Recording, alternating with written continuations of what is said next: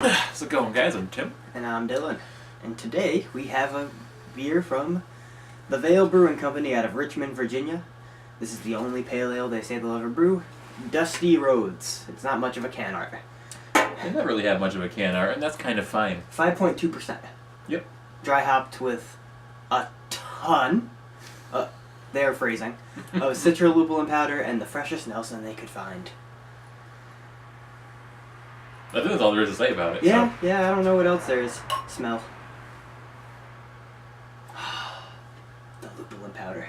Oh, yeah. Y'all got any more of that lupulin powder? You just do like a... What is that? The Dave Chappelle meme. Yep. All right. It's on Facebook. It's okay. Continue.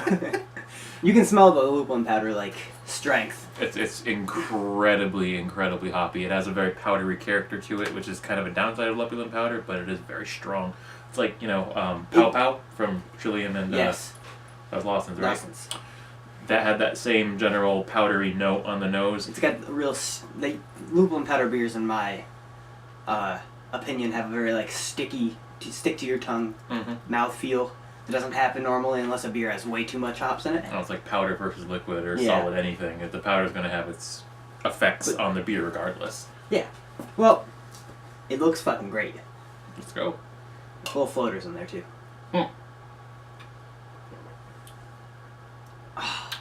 Wow. It's refreshing. There's no sticky feeling. Not really. We didn't talk about what was on the nose.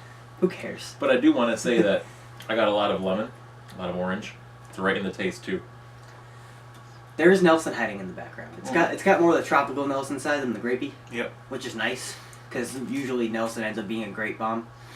There is a definite vinous quality to it. That word. Love it. Anyway, wow. It's actually It's really good. really bright tasting from the citra. And also, may I add, lupulin powder beers always look fucking like sunshine colored. They do. I always have a little bit of floaters in them, too.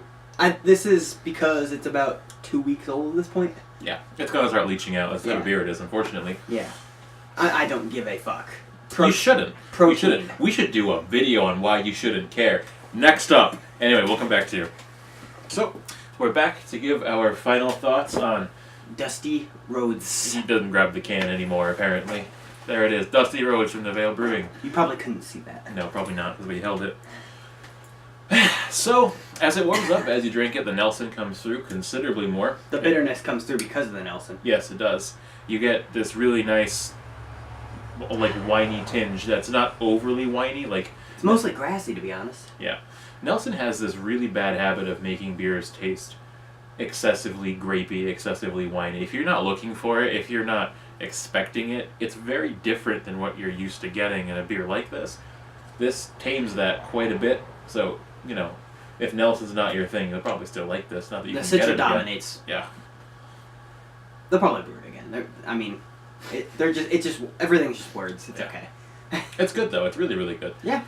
It's got a really nice bready character actually to the malt too. It's not overly hopped. No. That's the thing with these beers is with anything that's hazy, hate that word, haze for days. Juice boys. You have to... Who are we making fun of with that? Everybody. Okay, because I don't want to be offending one specific person here. Any beer that's like this, that's hazy, it tends to... You really want to start drinking it cold and then let it warm up a bit as you drink it. That's our opinion. Well, a lot of people just like to leave it out of the fridge for 10 minutes and then... Also true, but I love to see how it changes because the flavor profile really does change from fridge cold to, if you have it sitting in your hand like 50, this for a couple minutes. Degrees. Yeah, that's what it is outside right now. My fridge is colder than that. My fridge is borderline freezing. So King Titus is this probably doesn't have ice crystals in it. We'll save that rant for another video. We will. We will. Final judge. He's shutting me up now. We have so many rants to do.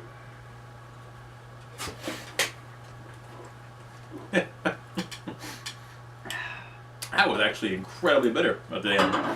Wow, that was great. It's very bright tasting. Bright is about the only way I can describe it. It's tropical, it's bright. With a weird wheat cracker malt character.